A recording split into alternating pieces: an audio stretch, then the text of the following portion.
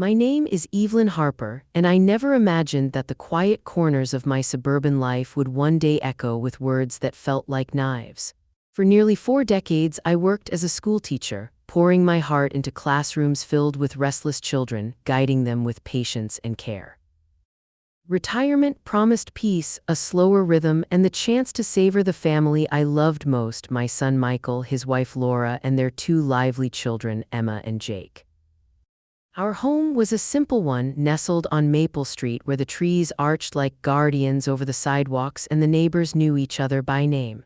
Every morning, I woke early, the sun casting a gentle glow through the lace curtains of my kitchen.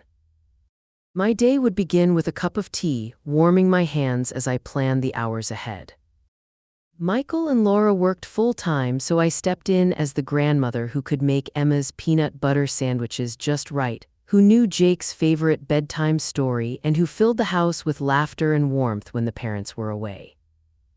I took pride in being the steady presence in their lives. I would babysit after school, help with homework, and prepare dinners that smelled like comfort itself.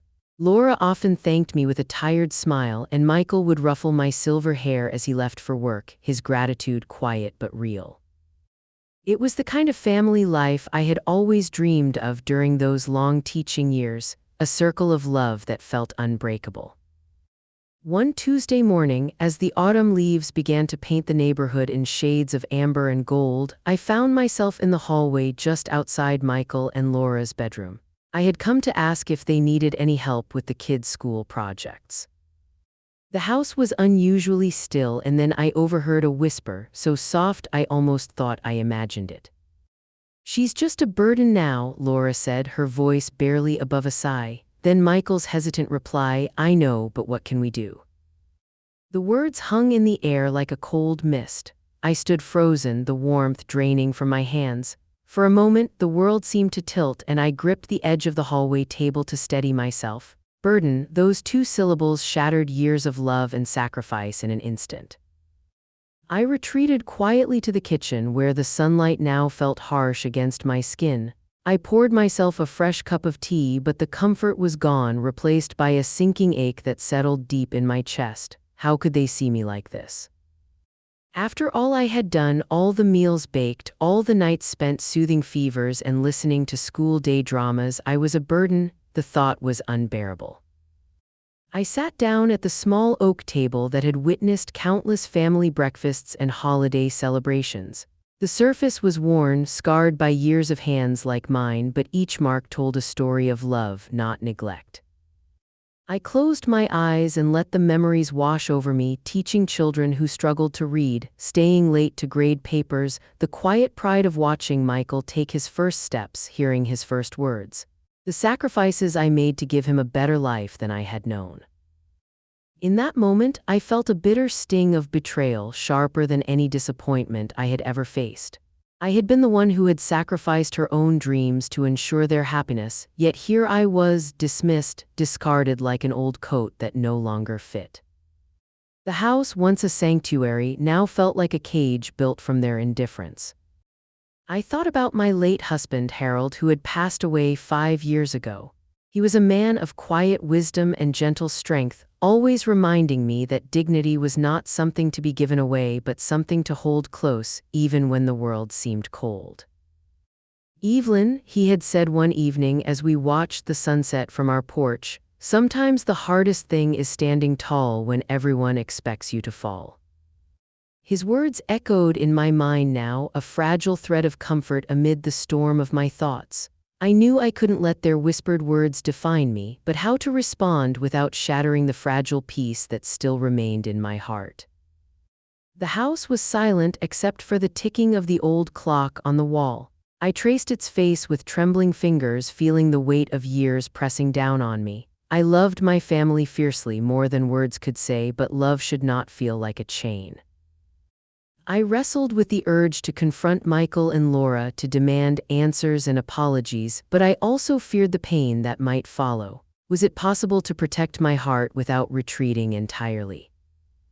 I thought about the mornings I spent in the garden, tending to the rose bushes Harold had planted. Each bloom was a small miracle, a reminder that life could still grow beautiful after loss and hardship.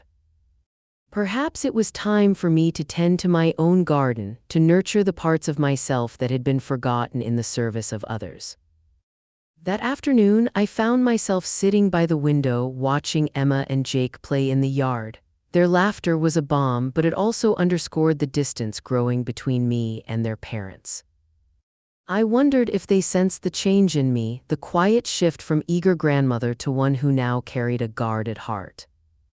The evening brought with it a cool breeze, and I wrapped a shawl around my shoulders as I prepared dinner. The familiar rhythms of chopping vegetables and stirring sauces offered a small comfort, a reminder that some parts of life remained steady even when others faltered. As I set the table for four, I thought of the days ahead.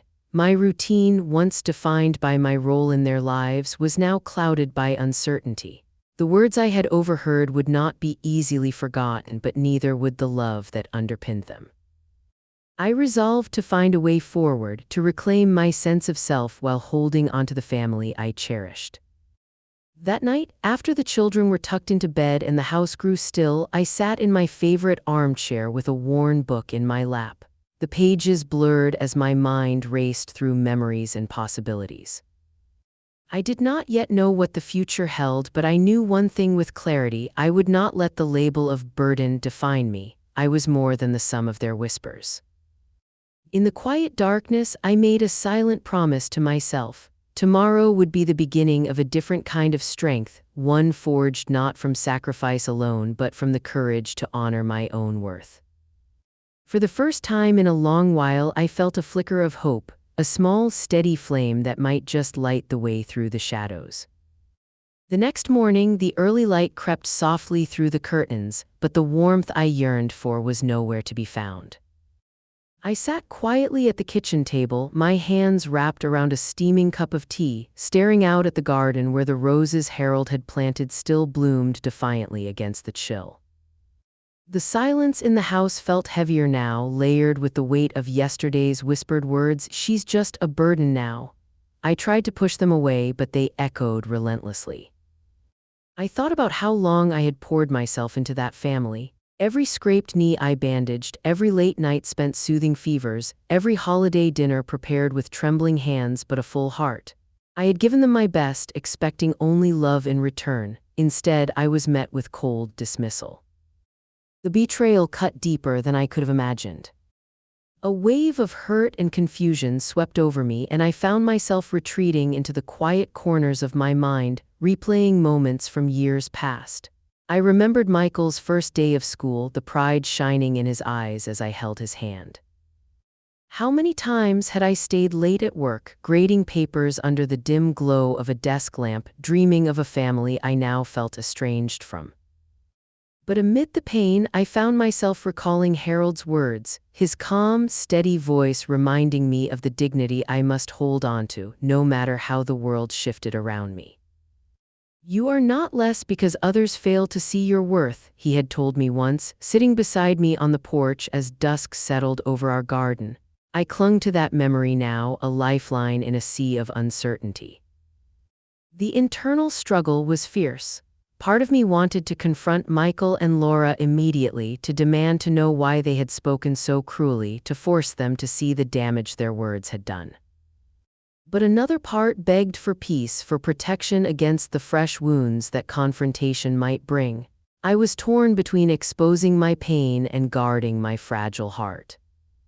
I pored over every interaction I could remember, the times I had gone out of my way to help, the sacrifices I had made, the quiet love I had offered without expectation. Was it possible they had come to see my kindness as weakness? Had my generosity been mistaken for a burden? The kitchen clock ticked steadily, marking the passage of time even as I felt suspended in place. I found myself reaching for a photo album on the shelf, its spine cracked with age. I opened it slowly, fingers trembling as I turned the pages filled with snapshots of birthdays, holidays, and everyday moments frozen in time. There was Michael, grinning with his first lost tooth, Emma and Jake, bundled in winter coats, their cheeks rosy with laughter, Harold and me, arms entwined beneath a golden autumn canopy. Tears slipped down my cheeks, blurring the images, but they also brought clarity. The love I had given was real. The years of devotion were not lost, and yet I knew love could not be one-sided without breaking the heart that bore it. That afternoon, I sat by the window watching the neighborhood children play beneath the maple trees. Their carefree laughter was a sharp contrast to the turmoil inside me. I wondered if Michael and Laura had forgotten the little things, the bedtime stories, the morning breakfasts, the quiet support that built the foundation of their family, or perhaps they had never truly understood the cost of my sacrifices. My mind drifted back to Harold's gentle counsel. He had always believed that dignity was a quiet force, not a loud declaration. Sometimes, he said, the strongest thing you can do is to stand firm in who you are, even when others turn away. I realized then that I had to find that strength within myself to reclaim my sense of worth independent of their approval. The evening brought with it a bittersweet calm. As I prepared dinner, the familiar motions offered a small comfort. The aroma of roasted chicken and fresh herbs filled the kitchen, but the joy I once felt in cooking was tinged with uncertainty. I thought about how many meals I had shared with Michael and Laura, the plans made over steaming plates, the laughter that once echoed off these walls. Now those memories felt fragile, like glass waiting to be shattered. Later, as I sat in my favorite armchair, the house growing still around me, I found myself reaching for a notebook I kept tucked away in a drawer. It was a place where I had recorded thoughts, poems, and reflections over the years. I opened it and began to write, each word a small step toward healing. I am not a burden, I wrote. I am a woman who has loved fiercely, who has given without counting the cost. I deserve respect, kindness, and a place at the table. I will no longer allow whispered words to diminish my light. Writing these words felt like reclaiming a piece of myself that had been lost. It was a quiet rebellion against the hurt, a declaration of self-respect. I knew the path ahead would not be easy, but I was determined to walk it with my head held high. In the days that followed, I found myself reflecting more deeply on what it meant to stand up for oneself. I thought about the friendships I had nurtured over the years, the community that had been my refuge during times of grief and joy alike. Perhaps it was time to lean on those connections again, to rediscover the strength that comes from shared experiences and mutual support.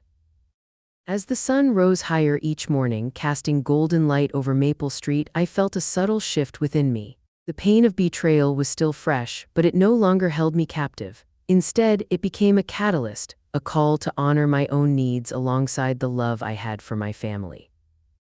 One afternoon, as I watered the roses in the garden, a neighbor stopped by, Mrs. Helen Carter, a kind woman with wise eyes and a steady presence. She had known Harold and me for years and had always been a quiet source of support. Seeing the sadness in my eyes, she offered a gentle smile and a listening ear. "You don't have to carry this alone, Evelyn," she said softly. "Sometimes setting boundaries isn't about pushing people away, but about protecting your own heart." Her words resonated deeply, planting a seed of courage that began to grow. I realized that standing up for myself wasn't betrayal, it was an act of love for me and for the family I hoped to heal. That evening, I sat in quiet contemplation, the house bathed in the soft glow of lamplight. I thought about the future, uncertain, yes, but also filled with possibility. The journey ahead would require strength, patience, and grace, but I was ready to face it one step at a time. As I closed my notebook and prepared for bed, I whispered a promise to myself, to hold my dignity close, to honor my worth, and to find the courage to speak my truth. No longer would I be silent in the face of neglect. The time had come to stand tall, just as Harold had always believed I could. In the stillness of that night, I felt a quiet resolve settle within me, a strength born of hurt but tempered by hope. The road ahead was uncharted, but I would walk it with the grace of a woman who knew her own heart, ready to reclaim the respect and love she deserved.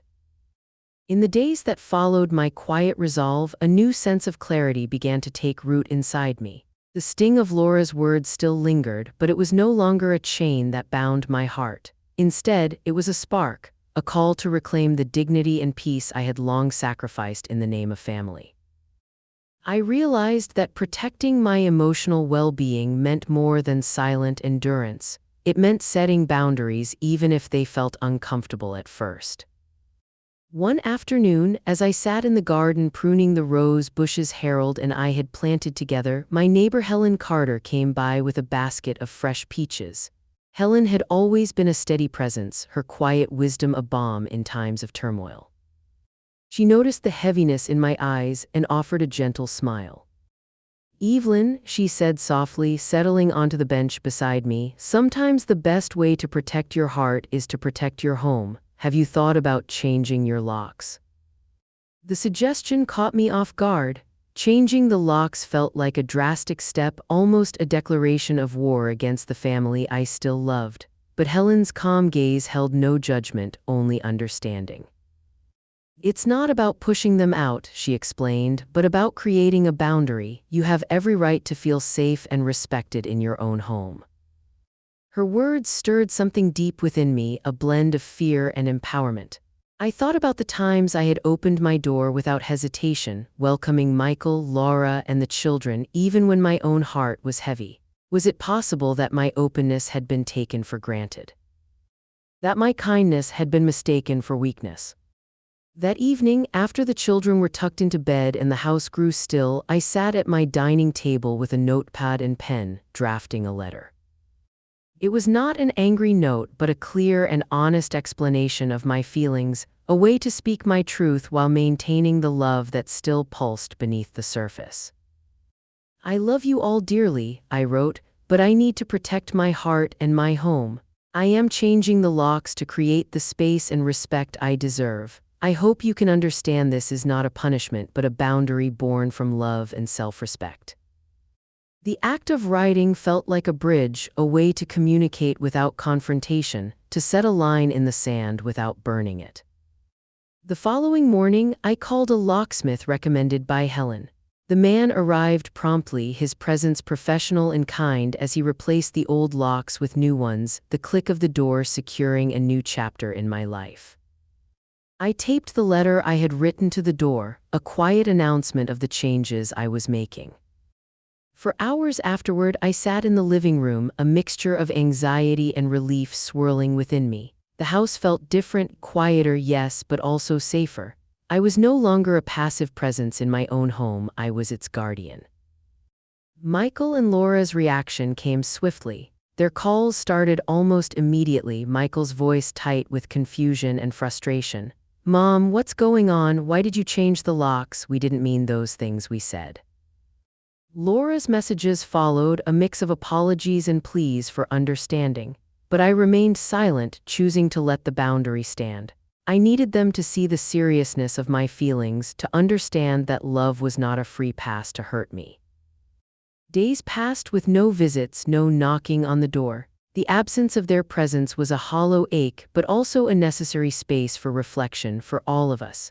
I spent the time reconnecting with myself, rediscovering the woman I had been before family demands had swallowed her whole. Helen stopped by regularly, bringing tea and gentle conversation. She encouraged me to attend community meetings and local events, reminding me that my life extended beyond the walls of this house. Slowly, I began to step back into the world, meeting neighbors I had only exchanged polite hellos with and rekindling friendships that had faded over the years. One afternoon, as I joined a knitting circle at the local library, I felt a sense of belonging that had been missing. The women shared stories of their own struggles and triumphs, their laughter filling the room with warmth. It was a reminder that family could be found in unexpected places, and that healing often began with connection. Back at home, I found solace in simple routines, tending to the garden, reading favorite books, and writing in my journal. The boundary I had set with the changed locks was not a wall but a door, one I could open when the time was right, but only on terms that honored my worth. Yet, the silence from Michael and Laura gnawed at me. I wondered if they felt remorse or if the distance was growing wider. I questioned whether love alone was enough to bridge the gap that had formed or if real change required more than apologies. One evening, as twilight painted the sky in shades of lavender and rose, I heard a car pull into the driveway. My heart quickened, unsure whether it was them or simply a passing neighbor. When I looked up, it was Michael and Laura standing on the porch, hesitant and uncertain. They looked different, not the confident, busy parents I had known, but people stripped bare by the consequences of their own actions. Michael's eyes met mine, filled with a mixture of guilt and hope. "I'm sorry, Mom," he said quietly. "We didn't realize how much we were hurting you. Can we talk?" Laura nodded, tears glistening in her eyes. "We want to make things right." For a moment, I felt the old ache of betrayal resurface, but beneath it was a flicker of something new, possibility. The boundary I had set was not about punishment but protection, and now it was opening a space for dialogue. I stepped aside, unlocking the door and inviting them in.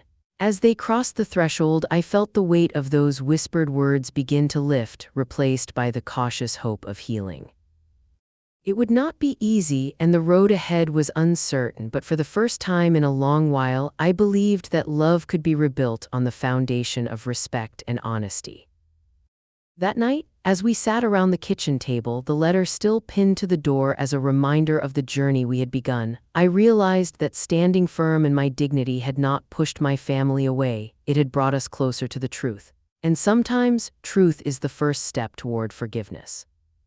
The moment Michael and Laura stepped inside, I felt a quiet tension settle over the room, a fragile mix of hope and hesitation. The air seemed charged, as if the walls themselves were holding their breath, waiting for what would come next. They looked worn, eyes shadowed with regret, but there was a sincerity in their voices that softened the edges of past wounds.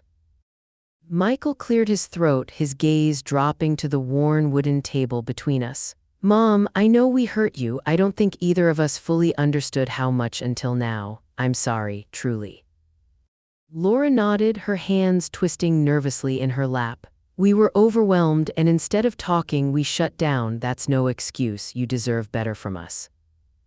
I listened, the weight of their words pressing gently against the armor I'd built around my heart.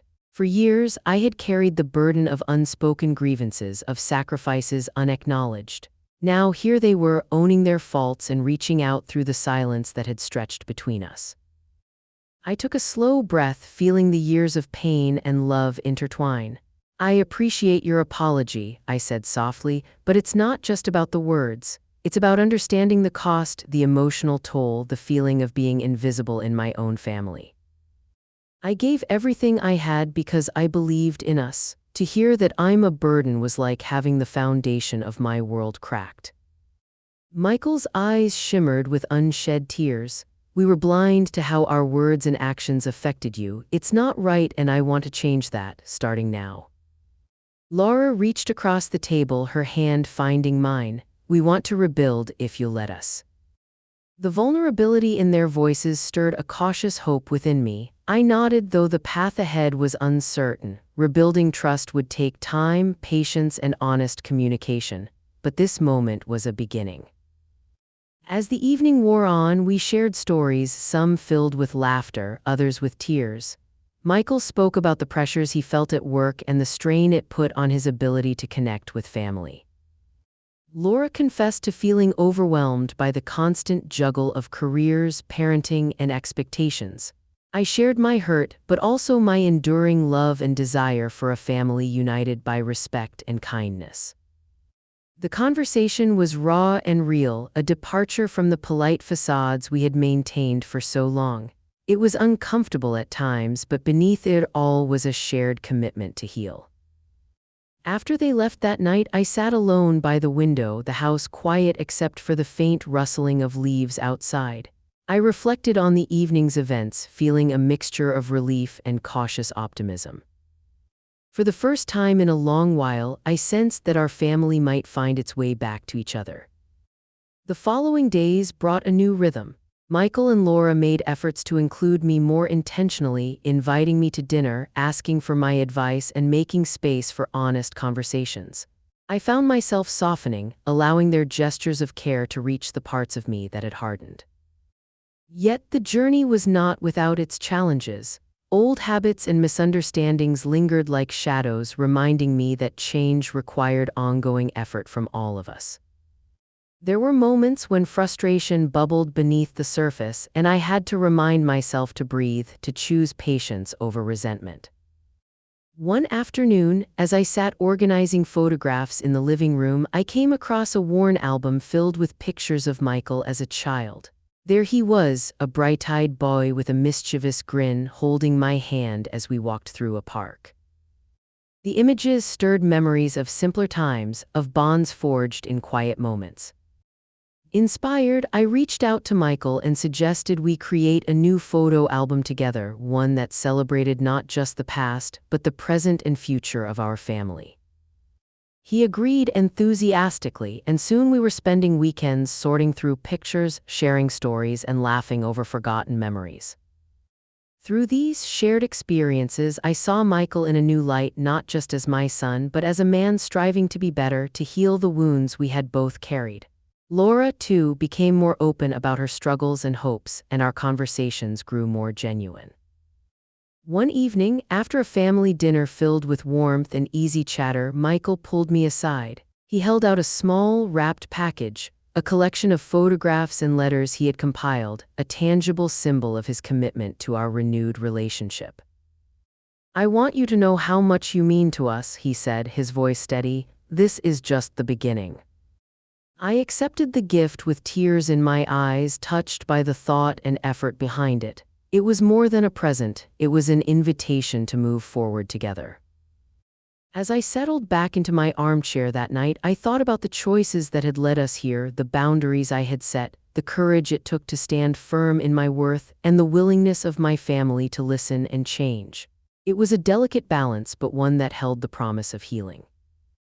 I realized that love, while powerful, was not enough on its own. Respect, communication, and understanding were the pillars that supported it, and sometimes standing up for oneself was the bravest act of love there was.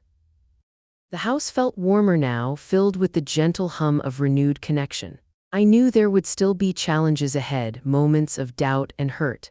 But I also knew that we had begun to rebuild something real, a family not defined by past mistakes, but by the effort to grow and heal together. In the quiet of that night, as I closed my eyes, I felt a sense of peace settle within me. The journey was far from over, but for the first time in a long time, I believed in the possibility of a future where love and respect walked hand in hand. In the weeks that followed our tentative reconciliation, I found myself stepping into a new chapter, one where my sense of self was no longer defined solely by my role within the family, but by the fullness of who I was. The boundaries I had set and the conversations we had shared had cracked open a door to something I hadn't realized I was missing, a life rich with connection beyond the walls of my home. Encouraged by Helen's gentle nudges, I began attending community events around our neighborhood.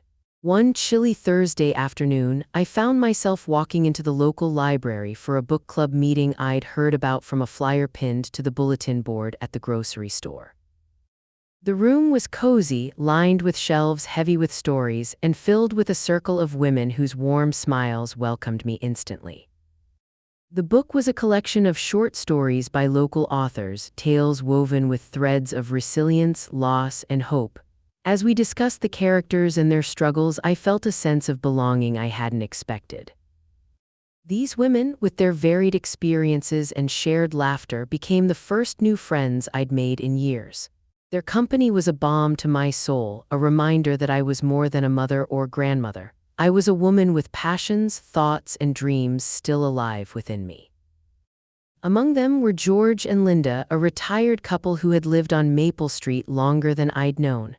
George was a soft-spoken man with a penchant for poetry, while Linda's quick wit and contagious laugh lit up the room. They invited me to join their weekly gardening group, where we tended to the community garden patches scattered along the neighborhood greenways.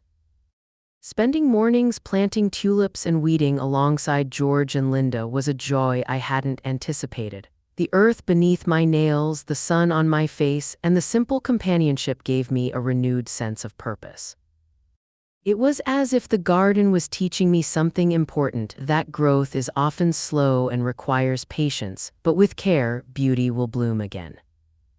Back at home, the atmosphere was warmer too. Michael and Laura made consistent efforts to include me in family plans, and the children, Emma and Jake, seemed to sense the change in me. Their hugs felt lighter, their laughter more genuine, and our shared moments around the kitchen table became treasured.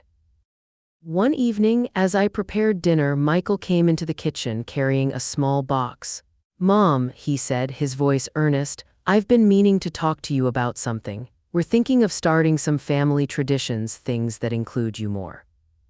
I smiled, touched by the thoughtfulness in his eyes. "I'd like that very much," I replied.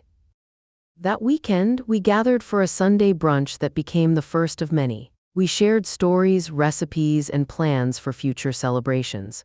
It was a slow weaving of threads that knit us closer together, a tapestry strengthened by intention and care.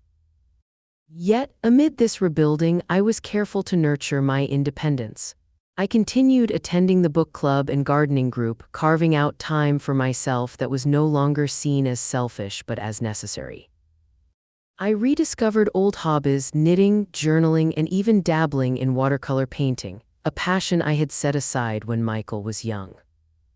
Linda once remarked during a book club meeting, "Evelyn, you've blossomed in ways that remind me of those tulips we planted, resilient and radiant." Her words stayed with me, a reminder that growth is not linear but layered with seasons of change. One afternoon, while organizing the community garden's toolshed with George, I shared stories of Harold and the life we had built together. He listened with gentle reverence, reminding me that honoring the past is part of embracing the future. As the seasons shifted from autumn to winter, I found warmth not just in the hearth but in the friendships and activities that now filled my days. The neighborhood book club became a highlight, a space where ideas flowed freely and laughter echoed long after the meeting had ended. Through these new connections, I realized that family was not confined to blood alone. It was also found in the bonds we choose to nurture, the communities we belong to, and the love we give and receive beyond traditional roles. One crisp morning, as I walked through the neighborhood park with Linda, we talked about the changes in our lives and the unexpected gifts that come through hardship. "You've created a beautiful life for yourself, Evelyn," she said, squeezing my hand. "It's inspiring." I nodded, feeling a quiet pride. The journey had been hard, marked by moments of sorrow and doubt, but it had led me here to a place of growth, connection, and hope.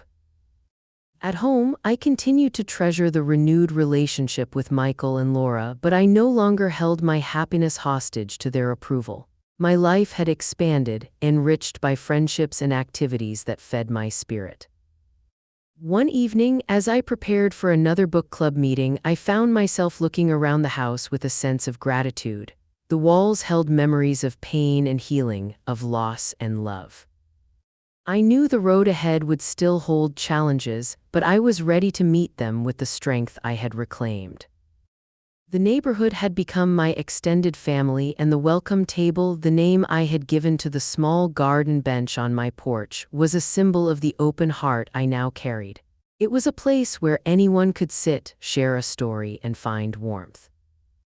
In this new chapter, I learned that life's richest blessings often come from unexpected places. By embracing change, setting boundaries, and nurturing both old and new connections, I was crafting a life filled with joy, purpose, and the sweet taste of freedom. One crisp autumn afternoon, I was arranging the last touches for our neighborhood book club meeting when the doorbell rang. Standing on the porch was Michael, holding a worn photo album tightly against his chest. His eyes held a mixture of hope and hesitation, as if he wasn't sure whether I would welcome him or turn away. "Mom," he said softly, "I wanted to come by and apologize again, not just with words but with something tangible." He extended the album towards me. I put together some pictures, memories of us, of the family. Maybe it can remind us of what we're building, not just what we lost. I took the album from his hands, feeling the weight of both the photographs and the gesture. Flipping through pages filled with faded snapshots, Michael as a boy playing in the garden, family holidays, quiet afternoons on the porch, I was flooded with a bittersweet mix of nostalgia and renewed hope. "Thank you," I whispered, my voice thick with emotion. "This means more than you know." We sat together on the porch steps, the afternoon sun casting long shadows as we talked. Michael shared his regrets, the pressures he had faced at work, and how those stresses had clouded his vision of what mattered most. He spoke honestly about the mistakes he and Laura had made and their commitment to change. "I want to be a better son, a better husband, and a better father," he said. "But I know that starts with listening and respecting you, not just as my mother but as Evelyn, the woman who raised me." I nodded, feeling the truth in his words. "That respect has to be real, Michael. It's not just about gestures, but about understanding the impact of your actions and choosing kindness even when it's hard." Our conversation drifted to Emma and Jake, their laughter echoing from the backyard as they played. I reminded Michael that the legacy we leave isn't just in photographs or words, but in the example we set for the next generation. "I want them to know that love means more than obligation," I said. "It means honoring one another even when life gets complicated." Michael's gaze met mine, steady and sincere. "I will do better for all of us." In the following weeks, our relationship began to blossom anew. Michael's gestures of care were accompanied by genuine effort, calls to check in, invitations to join family outings, and moments of quiet connection in the kitchen over shared cups of tea. Laura, too, showed a gentle transformation, her apologies heartfelt and her presence more present. One evening, as I sat hosting the book club in my living room, the doorbell rang again. This time, it was Michael holding a small, beautifully wrapped gift. Inside was a framed photograph of me holding a newborn Emma, a reminder of the bond that time could never sever. "I thought you might like to have this," he said, his voice warm. I accepted the gift with gratitude, the photo a tangible testament to our shared history and the love that endured beneath the surface of past pain. Later, as the book club gathered around me, their voices animated and full of life, I felt a deep sense of peace. The room was filled with the warmth of friendship and the soft glow of lamplight, a sanctuary where stories intertwined and hearts connected. I thought about the journey I had walked, from the ache of whispered rejection to the strength of standing firm, from solitude to community, from silence to honest conversation. Each step had carved a path toward healing, reminding me that love is never a transaction but a sacred bond to be nurtured and honored. When Michael and I spoke that night, I handed him the ledger I had kept during the hardest times, a quiet record of sacrifices made, not as a weapon but as a lesson in the cost of love and family. "Please understand," I said gently, "that love is not something to be taken for granted. It's something to be cherished, respected, and given freely without expectation of repayment. I want you to be a better father to Emma and Jake, to show them what it means to honor family." He nodded, eyes glistening. "I will, Mom. Thank you for teaching me what love really means."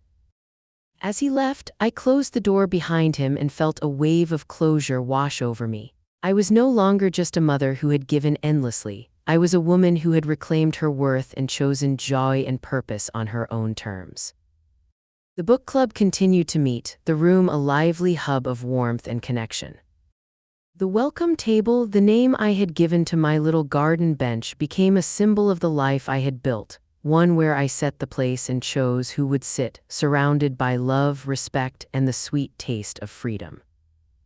I learned that the best revenge is never bitter, it's sweet and full of light. It tastes like peace, like resilience, and like the freedom to love on my own terms.